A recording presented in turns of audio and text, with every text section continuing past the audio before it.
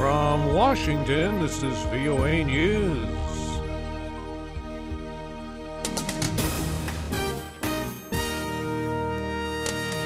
Islamic militants seized Mosul from Iraq government forces. Pakistani forces repel another attack in Karachi. I'm Ray Kouguell in Washington. Radical Sunni Muslim militants seized control of Iraq's second-largest city of Mosul on Tuesday in a stunning defeat for the Shiite-led Iraqi government. One Iraqi military commander called the fall of Mosul, 350 kilometers north of Baghdad, a total collapse for the security forces. The attackers are armed with rocket-propelled grenades and anti-aircraft weapons, and retreating Iraqi troops set fire to fuel and ammunition depots to keep the insurgents from using them. The takeover of Mosul is the latest blow against the Iraqi government's attempt to control the growing insurgency by an offshoot al-Qaeda group called the Islamic State of Iraq and the Levant. Ukraine's president is calling for humanitarian corridors to be opened in the country's east to allow civilians to escape fighting between Ukrainian forces and pro-Russian separatists. VOA's Gabe Joslow reports. Ukrainian President Petro Poroshenko issued a statement Tuesday calling for security forces to provide protective corridors for residents in order to avoid new victims in the areas where counterinsurgency operations are taking place. Ukrainian armed forces have stepped up a so-called anti-terrorist operation in the Donbas region of eastern Ukraine, the heart of a pro-Russian separatist uprising. Ukraine has accused Russia of supporting the insurgency in the east, ferrying supplies and fighters across the border into Ukraine.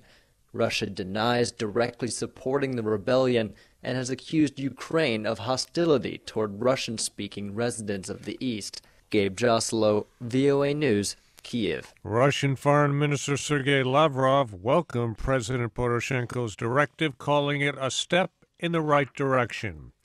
Pakistani forces repelled an attack near Karachi's airport Tuesday, less than 48 hours after a Taliban siege on the country's busiest airport that left at least 36 people dead.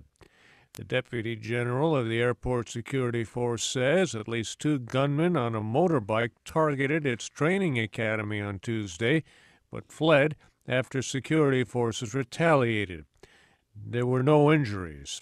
The Pakistani Taliban claimed responsibility for the attack Tuesday and warned of further violence. Afghan officials say 5 U.S. troops killed Monday in southern Afghanistan were fired on by mistake in a coalition airstrike.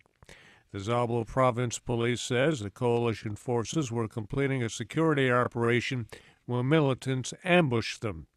An Afghan military commander in Zabul told VOA the combined Afghan and NATO forces called in air support, but that air support mistakenly fired on them. Afghan army officials say an Afghan soldier was also killed in the incident. The U.S. Defense Department is defending the Obama administration's decision not to inform Congress of the deal to free Army Sergeant Bo Bergdahl from the Taliban ahead of time. Pentagon spokesman John Kirby says there was a small fleeting window of opportunity to safely secure Sergeant Bergdahl. Republican House Speaker John Boehner is accusing the administration of making Americans less safe by releasing 5 high-level Taliban prisoners in exchange for Bergdahl's freedom. Mr. Boehner said he has no doubt lives will be lost because of the prisoner transfer. UN High Commissioner for Human Rights Navi Pillay issued a stinging rebuke Tuesday to the international community for remaining indifferent to widespread atrocities committed around the world. It came during her final speech to the UN Human Rights Council.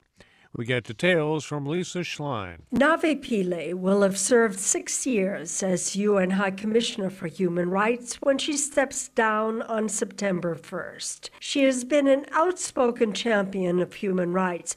Regrettably, the international community remains unable to consistently react strongly and quickly to crises.